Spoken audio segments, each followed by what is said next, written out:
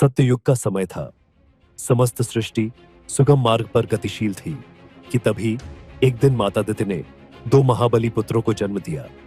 उनके नाम रखे गए हिरण्याक्ष और हिरण्यकश्यप। बचपन से ही दोनों पुत्र अत्यंत तेजस्वी और बलशाली होने के साथ ही आसुरी प्रवृत्ति के थे।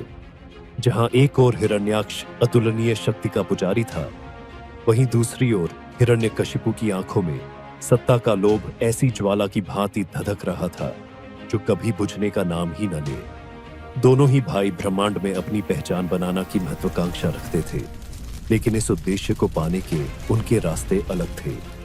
हिरण्याक्ष ने अपनी शक्ति के बल पर पृथ्वी को समुद्र की गहराइयों में छुपाकर केवल मनुष्य को ही नहीं, देवताओं को भी भय के साए में रहने पर मजबूर कर दिया। आतंक इतना प्रलयकारी था कि हिरण्याक्ष का वध करने स्वयं भगवान विष्णु ने वराह अवतार धारण किया। लेकिन स्वर्ग के आंगन में देवताओं की प्रसन्नता ज्यादा देर तक टिक नहीं पाई। अपने भाई के इस दुखद अंत से क्रोधित असुर हिरण्यकश्यप का हृदय प्रतिशोध की ज्वाला से दहक उठा।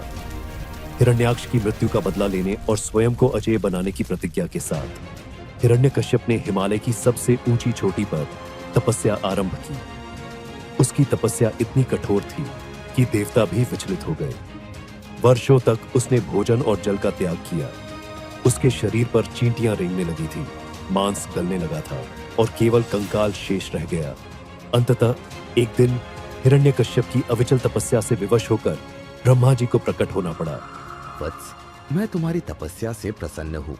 मांगो, क्या वरदान चाहिए?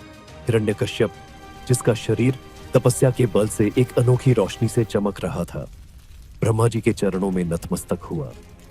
उसके मन में एक ही इच्छा थी, प्रभु, मुझे अमृता का वरदान प्रदान करने की कृपा करें। ब्रह्मा जी के मुख पर संकोच की लकीरें साफ दिखाई दे रही थी। वत्स, यह एकमात्र आशीर्वाद है जो मैं तुम्हें देने में असमर्थ हूँ। जीवन और मृत्यु का नियम अनंत काल तक स्थिर है, इसका उल्लंघन संभव नहीं।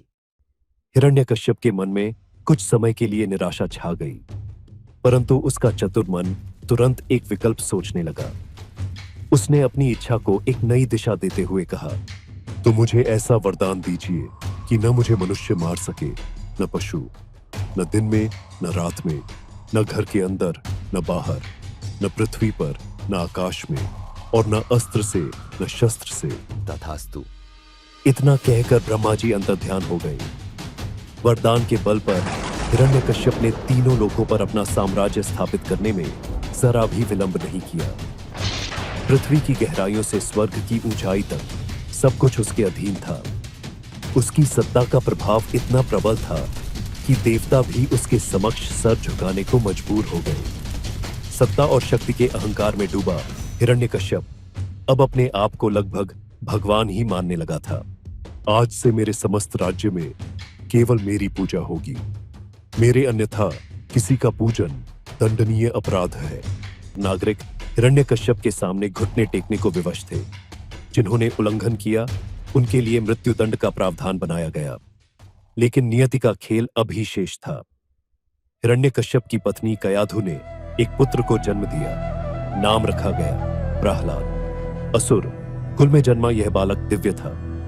जब बाकी के बालक खेलकूद में मग्न रहते, तब प्रहलाद अपनी बैठक में ध्यान लगाता और भगवान विष्णु का नाम जपता।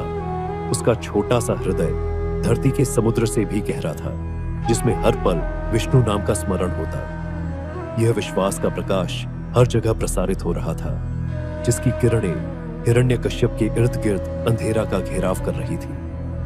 प्रहलाद की भक्ति उसके अहंकार पर एक ऐसी चोट थी जो हर दिन गहरी होती जा रही थी, जो भीतर ही भीतर उसे जलाई जा रही थी। हिरण्यकश्यप का गुस्सा एक आग सा भड़क उठा। उसने संकल्प किया कि वह प्रहलाद के मन से विष्णु के नाम को मिटाकर ही रहेगा। हिरण्यकश्यप ने अपने पुत्र की भक्ति को तोड़ने के लिए अपने राज्य की सारी शक्ति लगा दी। कभी जहरीले सांप छोड़ दिए, तो कभी उसे पहाड़ों से धक्का दे दिया। प्रहलाद के जीवन को हर समय मौत के साथ तोलने की कोशिश की गई, लेकिन हर बार एक अदृश्य शक्ति उसकी रक्षा कर लेती। यह कठोरता और भी व्यथादायी थी, क्योंकि प्रहलाद अभी एक नन्हा सा बालक ही था।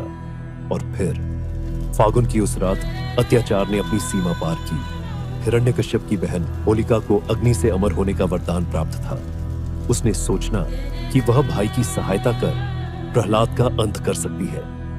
हिरण्यकश्यप ने होलिका को आज्ञा दी और नगर के बीच एक विशाल चिता सजाई गई। आज से पहले ऐसा भयंकर दृश्य किसी ने नहीं देखा था और नगरवासी सांसें थामे देखते रहे।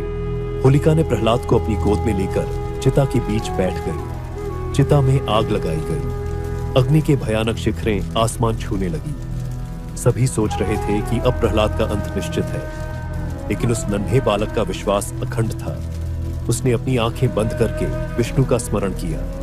प्रभु, आप ही मेरे रक्षक हैं, रक्षण करें। और फिर एक अद्भुत घटना घटी। अग्नि ने होलिका को जलाकर राख कर दिया, लेकिन प्रहलाद को एक खरोंच तक न आई। भगवान विष्णु की कृपा ने एक बार फिर अपने भक्त की रक्षा की। यह घटना इतनी अलौकिक थी कि आज तक होली दहन सनातन धर्म में के त्योहार के रूप में मनाया जाता है। इसी तरह की और दिव्य लीलाएं जानने के लिए हमारे साथ ईपिक लीला चैनल पर जुड़े रहे। अगर आपको हमारा यह वीडियो पसंद आया हो तो कृपया हमें कमेंट में बताइए कि आपको यह वीडियो कैसा लगा। इसे शेयर करें, सब्सक्राइब करें, लाइक करें और घंटी का बटन दबाएं। धन्यवाद।